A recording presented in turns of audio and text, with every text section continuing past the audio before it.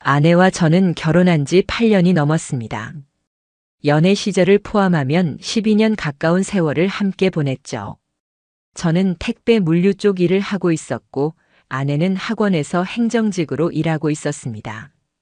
큰 갈등 없이 평온하게 살아왔다고 생각했습니다.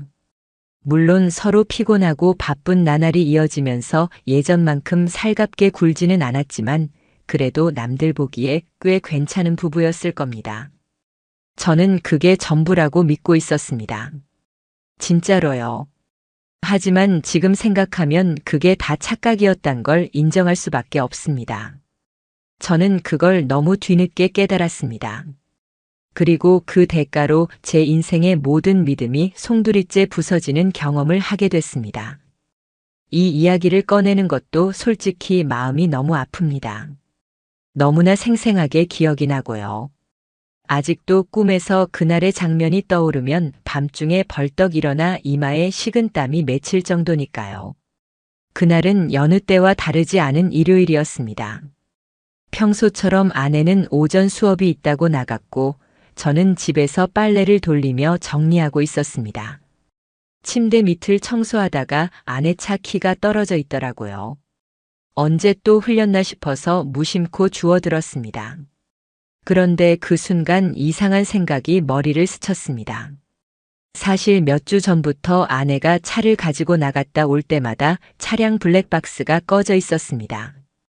처음엔 기계 문제려니 했는데 너무 자주 그러니까 이상하다는 생각이 들기 시작했죠. 저는 차 키를 들고 주차장으로 내려갔습니다. 사실 이게 뭔가 증거라도 나올 거라고 생각한 건 아니었습니다. 그냥 답답해서 그랬던 것 같습니다. 하지만 그 행동 하나가 제 인생을 완전히 뒤바꾸는 시작이 될 줄은 몰랐습니다. 아내의 차 안은 평소보다 깔끔하게 정리되어 있었습니다. 뭔가 치운 흔적이 있는 느낌이었죠. 대시보드 위엔 향수 냄새가 어지러울 정도로 강하게 퍼져 있었습니다. 저는 블랙박스 본체를 확인했습니다. 전원은 들어와 있었고 최근 영상들도 일부 저장돼 있었죠. 그런데 특정 날짜의 영상들만 통째로 비어 있었습니다. 날짜별로 보면 아내가 항상 수업 있다고 말하고 나갔던 날들이더군요. 그 순간 섬뜩한 느낌이 들었습니다. 하지만 바로 어제 촬영된 영상은 삭제되지 않은 상태였습니다. 어쩌면 최근 들어 실수로 삭제를 안 했을지도 모른다는 생각이 들었죠. 저는 곧바로 SD카드를 뽑아 집으로 올라가 노트북에 연결했습니다. 그 순간부터 저는 다시는 돌이킬 수 없는 진실을 향해 걸어가고 있었습니다. 영상은 오후 1시쯤 찍힌 거였습니다. 아내가 차를 몰고 외곽 쪽으로 빠져나가는 장면이었습니다. 그리고 어딘가 지하 주차장 같은 곳에 도착해서 주차하는 장면이 나왔죠. 저는 그때까지만 해도 그냥 친구를 만난 건가 생각했습니다. 그런데 영상이 계속 이어지고 있었고 블랙박스는 차 안의 소리도 고스란히 담고 있었습니다. 주차 후 약 2분 뒤 낯선 남자의 목소리가 들렸습니다. 너무 익숙하고 자연스럽게 조수석 문이 열리더니 남자가 차에 올라탔습니다. 영상의 얼굴은 안 보였지만 목소리는 또렷했습니다. 아내는 그 남자에게 아무렇지 않게 웃으며 말을 걸고 있었습니다. 마치 오래된 연인처럼 편하게 말이죠. 저는 그 순간 몸이 얼어붙었습니다. 심장이 미친 듯이 뛰고 손이 떨려 마우스를 제대로 클릭할 수조차 없었습니다. 더 끔찍한 건 그 후였습니다. 차 안에서 두 사람이 웃으며 대화를 나누다가 갑자기 분위기가 달라졌습니다. 남자가 아내를 부르더니 아내는 다정함이 섞인 웃음을 내뱉었습니다. 시간이 조금 지나자 숨소리가 점점 거칠어지고 말투가 달라졌습니다. 너무도 익숙한 제 아내의 목소리였습니다.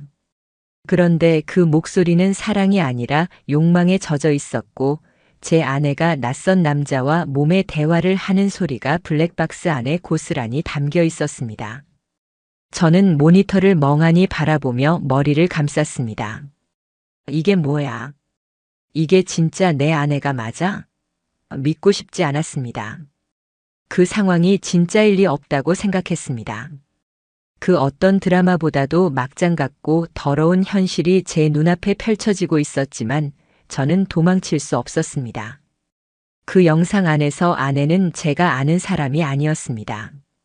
너무도 타락한 모습으로 낯선 남자에게 몸을 맡기며 달콤하게 속삭이고 있었습니다. 당장 아내에게 전화를 걸고 싶었습니다. 당장 이 영상에 대해 따지고 싶었죠. 하지만 저는 아무것도 할 수 없었습니다. 눈앞이 캄캄해졌고 몸에 힘이 풀려 그대로 바닥에 주저앉고 말았습니다. 그날 저녁까지 저는 밥도 못 먹고 영상만 몇 번이고 돌려보며 그 소리에 귀를 틀어막고 울었습니다. 눈물이 줄줄 흘렀고 울분이 치밀어 올랐습니다. 도대체 내가 뭘 그렇게 잘못했길래 이런 일을 당해야 하나 억울하고 분했습니다. 아무도 믿을 수 없었고 세상이 무너진 기분이었습니다. 아내는 그날 저녁 평소처럼 돌아왔습니다. 아무 일도 없었던 것처럼 웃으며 문을 열고 들어왔죠. 저는 억지로 평정심을 유지하며 그녀를 바라봤습니다. 제 눈에는 그녀의 얼굴이 너무 낯설게 느껴졌습니다. 씻고 나와 거실에 앉은 그녀는 아무렇지 않게 오늘 일이 어땠는지 물었습니다. 저는 대답 대신 그저 고개를 끄덕였습니다. 속이 문드러지는 기분이었습니다. 저 사람의 입에서 지금 나오는 말들이 전부 거짓이라는 걸 알고 있으니까요. 밤새도록 저는 잠을 이룰 수 없었습니다. 이걸 어떻게 해야 할지 몰랐습니다.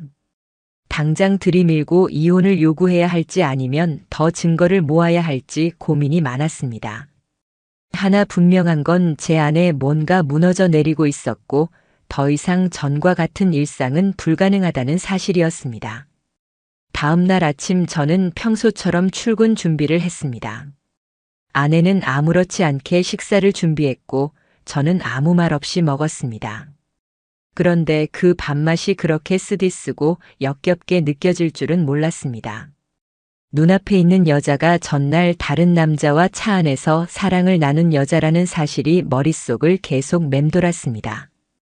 그녀가 사용하는 그릇 하나하나 냄비에 묻은 기름 자국까지 모두 더럽고 혐오스럽게 느껴졌습니다. 그날부터 저는 아내의 모든 행동을 감시하기 시작했습니다.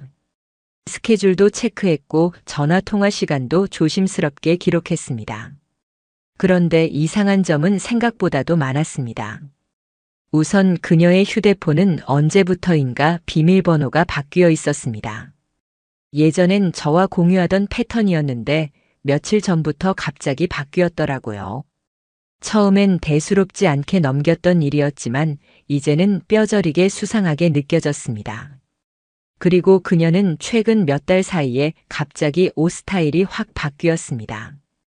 평소엔 트레이닝이나 편안한 블라우스를 주로 입던 아내였는데 요즘은 몸에 딱 붙는 원피스에 하이힐까지 신더군요.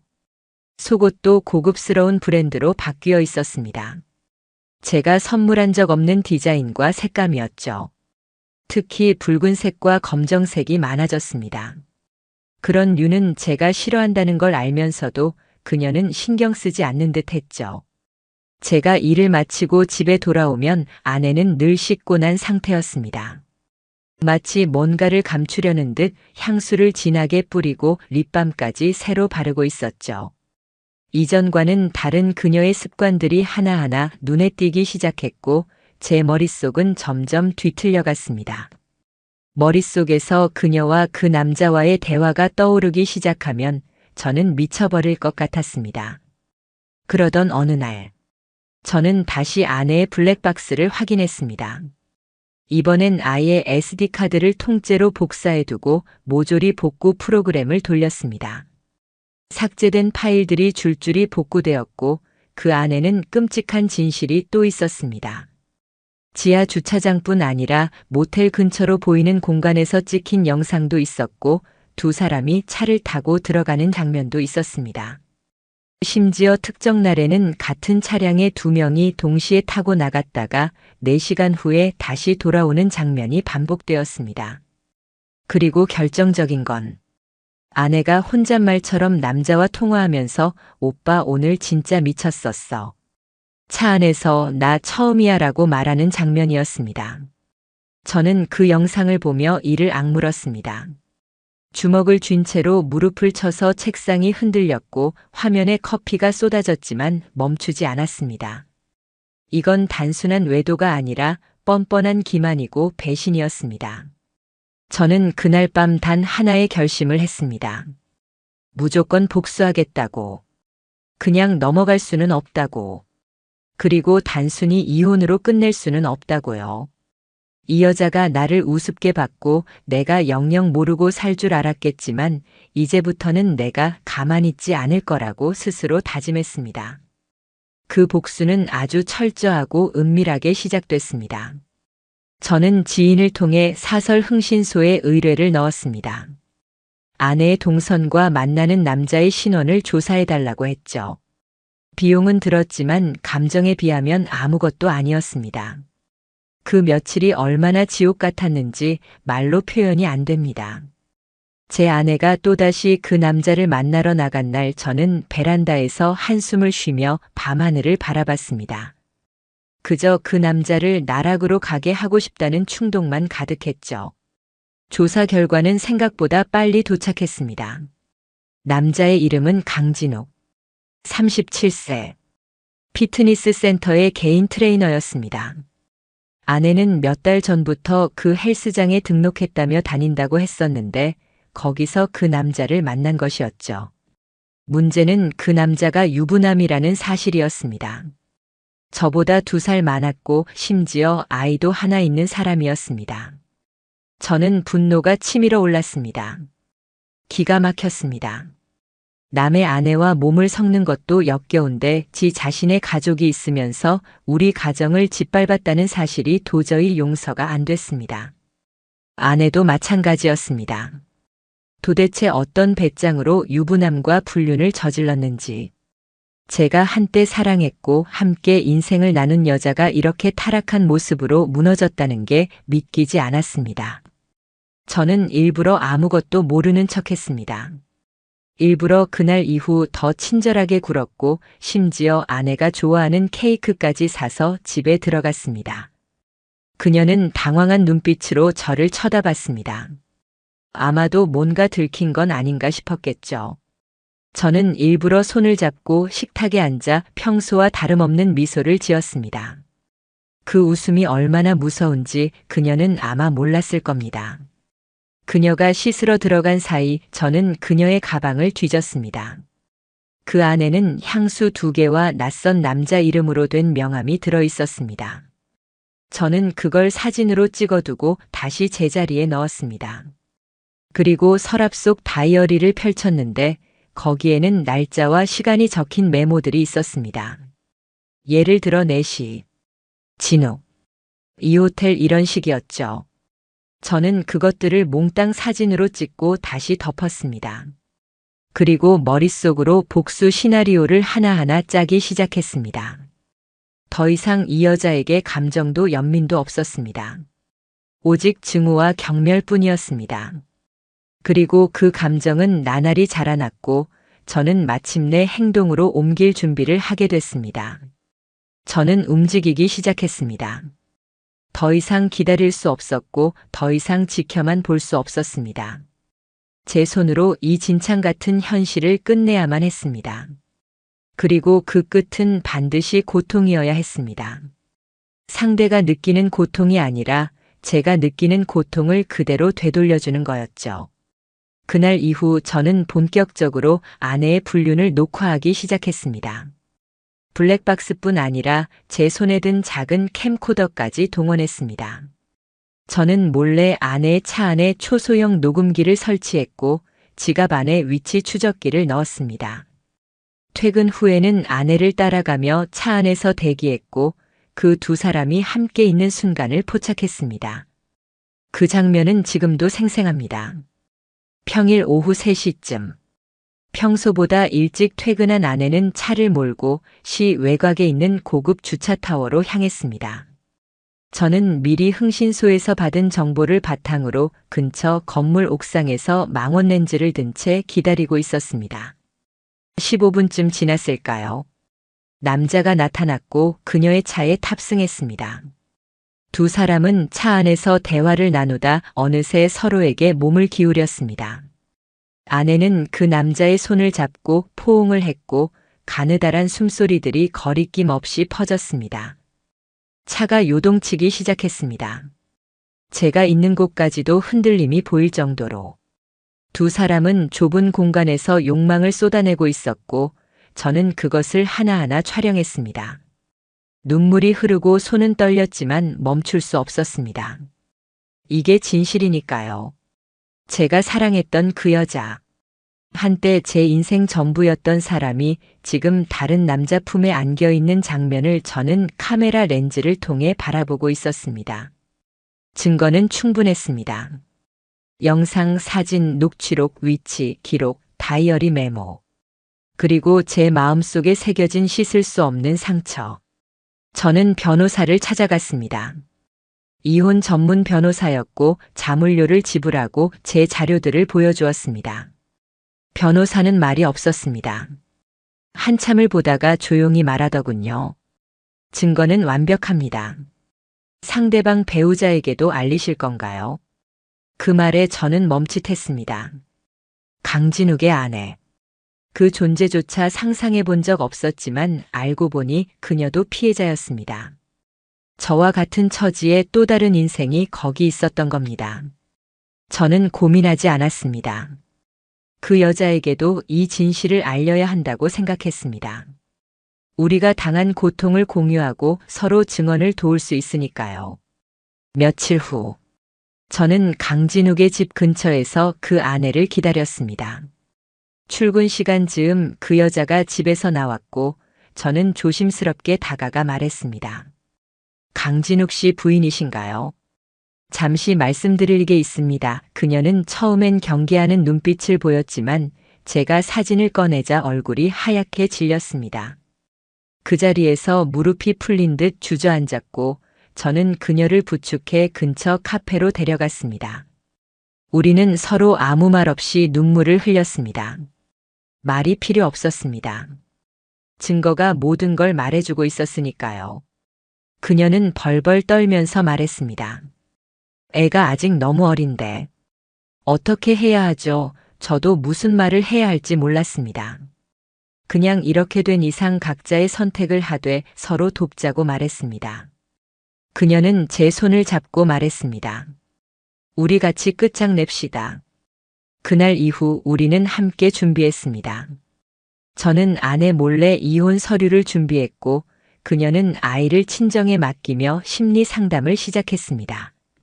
저희 둘은 법정에서 사용할 증거를 공유했고 변호사를 통해 강진욱과 제 아내에게 동시에 소장을 날리기로 계획했습니다. 복수는 개인의 감정이 아니라 절차와 법으로 응징하는 거라고 생각했습니다. 그리고 마침내 그날이 왔습니다. 저는 일부러 아무렇지 않은 듯 평소보다 더 다정하게 아내에게 말을 걸었습니다. 퇴근 후에는 꽃다발까지 사서 집에 들어갔죠. 그녀는 깜짝 놀랐습니다. 저에게 뭔가 잘못된 거냐고 묻더군요. 저는 웃으며 말했습니다. 그냥 너한테 고마워서. 나중에 알게 될 거야. 진짜 고맙다고. 그 말의 의미를 아내는 이해하지 못했습니다. 하지만 며칠 후 아침에 문 앞에 놓인 등기봉투를 열어본 그녀는 그제서야 상황을 알게 되었겠죠. 아내의 얼굴은 창백해졌고 저를 붙잡고 묻기 시작했습니다. 이게 뭐야? 무슨 짓이야? 당신 왜 이래? 저는 말없이 그녀의 손을 뿌리쳤습니다. 내가 뭘 했는지는 내가 제일 잘 알잖아. 이건 시작일 뿐이야. 아직 멀었어. 아내는 바닥에 주저앉아 흐느끼기 시작했습니다. 저는 거실에 걸려있던 결혼 사진을 내려 벽에 세워뒀습니다.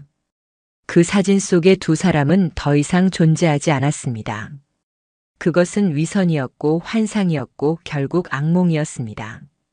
저는 그녀가 울든 말든 짐을 챙기기 시작했습니다. 그녀가 저지른 죄의 무게를 알게 될 때까지는 시간이 좀 걸릴 거라고 생각했습니다. 하지만 어차피 끝났습니다. 이제 이 연극은 내려올 시간이었습니다. 그날 이후 아내는 사람이 달라졌습니다.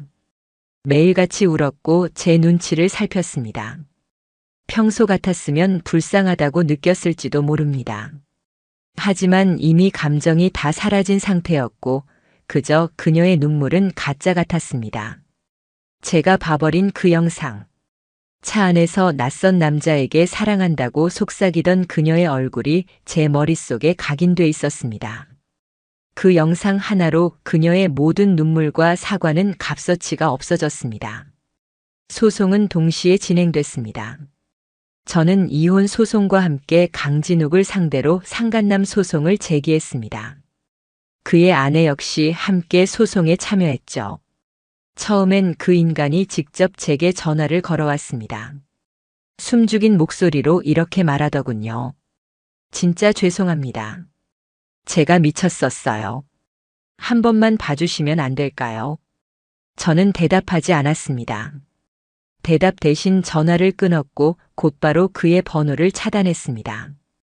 법으로 끝내겠다고 결심한 이상 말이 필요 없었습니다. 법정에서 그와 마주칠 날만을 기다리고 있었죠. 재판날. 저는 양복을 단정히 차려입고 법원으로 향했습니다. 손에는 두꺼운 서류철을 들고 있었고 머릿속은 맑았습니다. 이번만큼은 제가 피해자라는 확신이 있었기 때문입니다. 법정에서 다시 마주한 아내의 얼굴은 초췌했습니다. 평소처럼 꾸미지 않은 민낯에 머리는 흐트러져 있었고 눈은 퀭했습니다. 그녀는 제 눈을 피하며 고개를 푹 숙이고 있었습니다. 판사는 사건 개요를 차분히 설명했고 양측의 변호사가 순차적으로 발언을 시작했습니다. 제 변호사는 준비해둔 증거들을 조용히 꺼냈습니다. 영상, 사진, 녹취, 다이어리 사본, 위치 기록. 심지어 아내가 남편을 속이고 남성과 주고받은 부적절한 문자까지. 증거물들은 일말의 여지도 없이 그녀의 외도를 증명하고 있었습니다. 아내의 변호사는 처음엔 감정 호소로 접근했습니다. 남편이 일에만 집중하고 부부간 소통이 단절되어 정신적으로 고립됐다는 이유. 그러나 판사는 가차 없었습니다. 그것이 외도를 정당화할 수 있습니까? 그 한마디에 모든 핑계가 사라졌습니다. 아내는 증인석에서 울기 시작했습니다. 마치 세상이 무너진 것처럼 흐느끼더군요. 하지만 그 눈물에도 저는 아무런 감흥이 없었습니다. 그 눈물은 그저 이 상황을 피하려는 몸부림일 뿐이었습니다. 제가 잘못했습니다. 제가 너무 외로워서. 하지만 남편을 미워한 적은 한 번도 없어요. 진심이에요. 그녀는 울부짖으며 말했습니다. 판사는 조용히 물었습니다. 피고는 남편이 아닌 다른 남성과 장기간 관계를 유지해왔고 심지어 차량 내부에서의 애정 행각 장면까지 녹화된 상태입니다. 그것이 진심이었다면 왜 남편을 기만했습니까? 아내는 입을 다물었고 흐느끼는 소리만 났습니다. 제가 마주한 그녀는 이제 아내도 아니고 여자로서의 존엄도 잃어버린 인간이었습니다. 강진욱은 더 비참했습니다. 법정에 들어선 그의 모습은 초라하고 구차했습니다. 평소엔 탄탄한 몸매와 당당한 태도가 그의 전부였겠지만 그날은 어깨가 처지고 눈빛엔 아무 힘도 없었습니다. 그의 아내 역시 변호인과 함께 증거를 제출했습니다. 제 영상과 사진 외에도 두 사람 사이에 오간 메시지들, 모텔 입실 기록, 심지어 헬스장 내 CCTV까지. 판사는 엄중하게 말했습니다. 두 사람은 각자의 가정을 파괴했습니다. 그것은 단순한 실수가 아니라 반복적이고 계획적인 행동입니다. 자녀를 둔 부모로서 책임감이 없었으며 피해자들에게 상처를 입힌 점에서 법의 엄정한 판단이 필요합니다. 그 말에 저는 안도의 한숨을 쉬었습니다. 드디어 이 악몽의 정당한 종지부가 찍히는 느낌이었습니다. 판결은 내려졌습니다. 아내와의 이혼은 정당하다고 인정되었고 양육권은 저에게 돌아왔습니다. 위자료는 아내가 저에게 3천만 원을 지급하고 강진욱은 2천만 원의 손해배상금을 지불하라는 판결이 나왔습니다. 동시에 두 사람 모두 저와 제 딸에게 일정 거리 이상 접근하지 말라는 접근금지 명령도 내려졌습니다. 그날 저는 법정을 나서며 깊게 숨을 들이마셨습니다. 하늘은 높고 파랗고 바람은 시원했습니다. 그렇게 맑은 하늘을 보는 건 오랜만이었습니다. 저는 그날 정장을 입고도 구두를 벗고 맨발로 공원 잔디밭을 걷고 싶을 정도였습니다. 그 정도로 마음이 후련했습니다. 그러나 완전히 끝난 건 아니었습니다. 제 딸에게는 아직 아무 말도 하지 못했습니다. 엄마에 대한 진실을 어떻게 말해야 할지 고민이 많았습니다. 아이는 아직 너무 어렸고 저는 그녀에게 상처를 남기고 싶지 않았습니다. 며칠 후, 저는 아이를 데리고 가까운 바닷가로 여행을 갔습니다.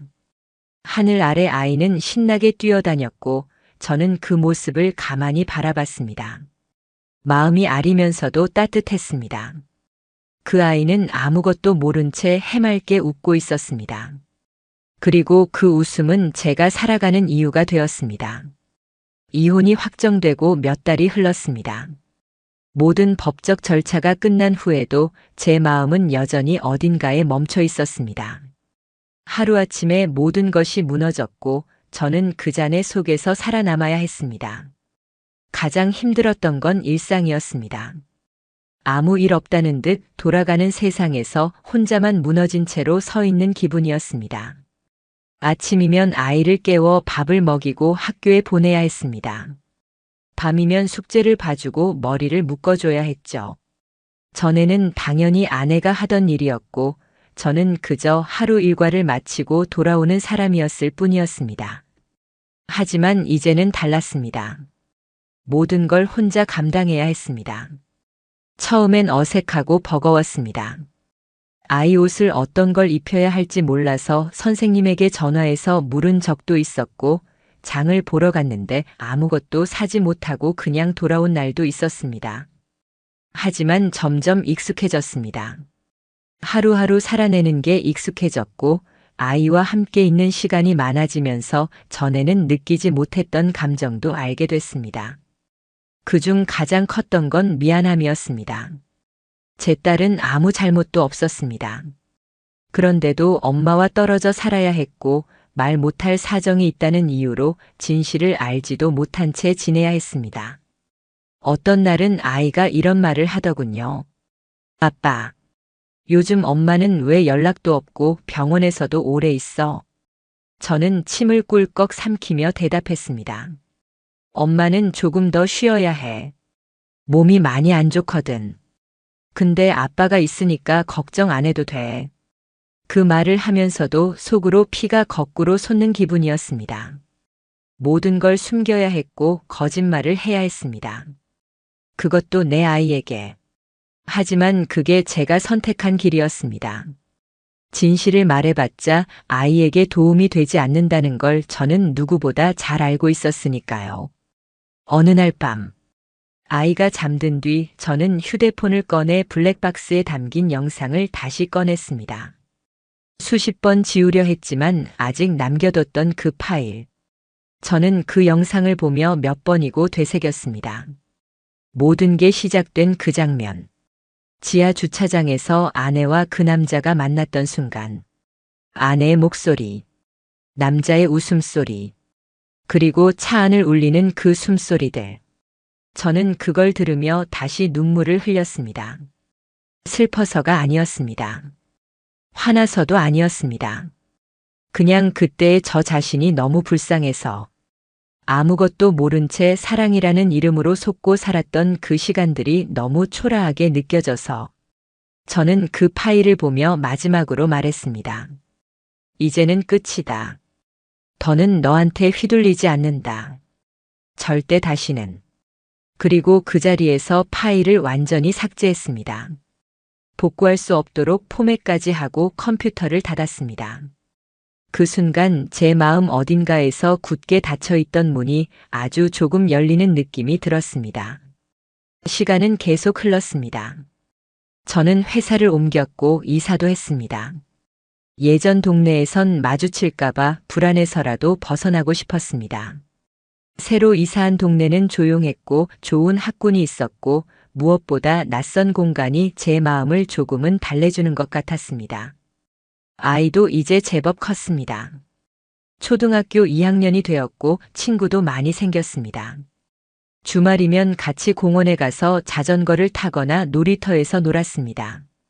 저는 잔디밭에 앉아 아이가 웃으며 뛰노는 모습을 바라봤습니다.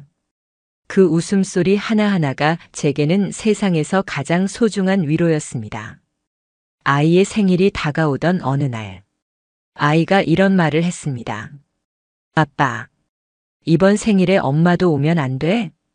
저는 그 말을 듣고 한참을 아무 말도 하지 못했습니다. 목이 메었고 가슴이 조여왔습니다. 저는 조용히 대답했습니다. 엄마는 아직 멀리 있어. 다음에는 꼭 불러보자. 알겠지? 아이의 눈빛엔 실망이 있었지만 고개를 끄덕였습니다. 저는 그 작고 여린 존재가 너무나 사랑스러웠고 그래서 더더욱 아내에 대한 분노가 가시지 않았습니다. 어떻게 이런 아이를 두고 그런 짓을 할 수 있었는지, 어떻게 그런 인간이 엄마라는 이름을 가질 수 있는지 도무지 이해할 수 없었습니다. 가끔씩 아내가 연락을 해왔습니다. 반성문 같은 메시지를 보내고 딸을 보고 싶다고 울며 매달리는 음성 메시지를 남기기도 했습니다. 하지만 저는 단 한 번도 응답하지 않았습니다. 감정이 없어서가 아니라 제 딸을 지키기 위해서였습니다. 저는 결심했습니다. 이 아이만큼은 어떤 더러운 세상에도 물들지 않게 하겠다고, 상처받지 않게 하겠다고. 그날 밤, 저는 아이가 잠든 방에 들어가 이불을 정리해주고 이마에 조용히 입을 맞췄습니다. 그 작은 숨소리를 들으며 저는 속으로 되뇌었습니다. 그래, 내가 이겨낸 거야. 결국은.